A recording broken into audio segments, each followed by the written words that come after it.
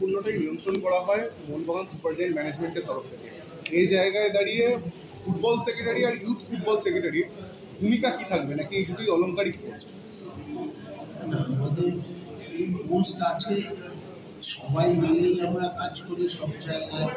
তাই বলে আজকে যখন টেনিস এতদিন কিছু হতো না, টেনিস সেক্রেটারি ক্লাবের অন্য কিছুতে কাজ করতাম, তো আমরা সবাই মিলেই কাজ করি, আগামী দিনেও সেটাই হবে। সিনিয়রটা কলকাতা লিগে আপনারা কীভাবে দেখছেন, কতটা গুরুত্ব দিচ্ছে দেবে? এক্ষুনি বসে তো এই ডিসিশন নেওয়া আমার পক্ষে সম্ভব না।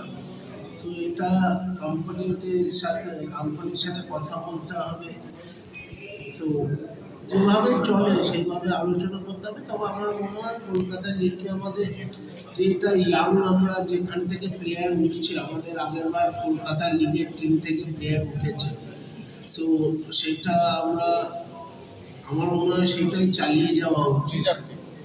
রিজার্ভ টিমকে খেলিয়ে দেখো, আইএসএল এ তো প্লেয়ার উঠেছে ওখান থেকে, তো আজকে ওটাই চালিয়ে যাওয়া উচিত। দেখুন, আমাদের দুটো জিনিস আছে।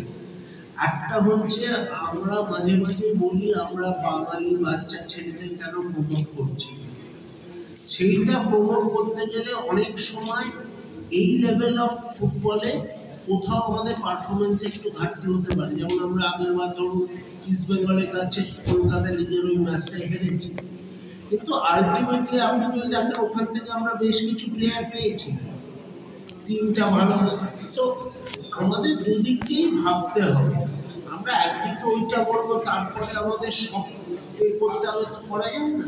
তো কলকাতা লিগটাকে আমার মনে হয় যে আমরা যদি এইখানে খেলা হয় আমাদের মাঠে, এবং সেটাকে একটু ইয়াংস্টারকে দিয়ে যদি প্রিপারেটরি যেমন আমরা ইউজ করছি, যেমন অমনি করলে আমার মনে হয় সেটাই ভালো।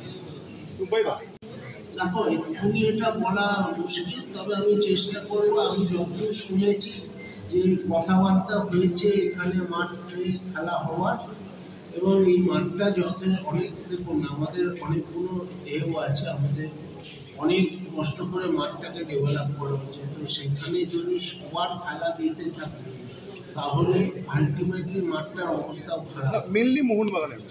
তো সেইটা আইএফের সাথে সেটা এগ্রি করতে হবে যে আমাদের খেলায় যেন এখানে দেয়, তাহলে এখানেই হবে। এখানে একটা প্রশ্ন আছে সৃঞ্জয় বাবু, 31শে জুলাইয়ের আগে মাঠ রেডি হবে না মোহনবাগান সুপারজায়ান্ট সূত্রে তেমনই খবর। আমি জানি সন্দীপন বাবু বিদায়ী মাঠ সচিব, তার কাছে হ্যাঁ, মানে জুলাই মাসে মোহনবাগান মাঠে ওরা খেলা হওয়ার সম্ভাবনা নেই, হলে আগস্ট, এবং তখন সিনিয়র টিম প্র্যাকটিস করছে। না, মানে আগে কলকাতা লিগটা কবে শুরু করতে পারবে তার কোনো ডেট তো আমি জানা নেই। আমিও একটা অন্যদিকে কয়েকটা ফুটবল টিমের খবর রাখি, সেখানে আমার কাছেও খবর নেই যে আইএফএ কবে শুরু করতে পারবে।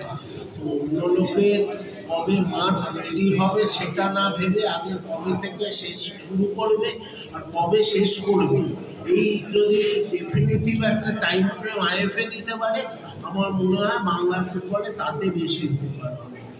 আর একটা প্রশ্ন ছিল সঞ্জয় বাবু, 1 তারিখে ফিরেছিল দেশে, একটা সমঝোতার প্রস্তাব দেন। 2 তারিখে বালিতে মিটিং ছিল, আমি নিজে গিয়ে আপনাকে প্রশ্ন বলেছিলেন যে সমঝোতাটা তো 3-4 জনের মধ্যে নয়, এই জায়গায় রয়েছে খুব কম, কিন্তু সেখান থেকে একটা মিরাকল হলো, সমঝোতা হলো।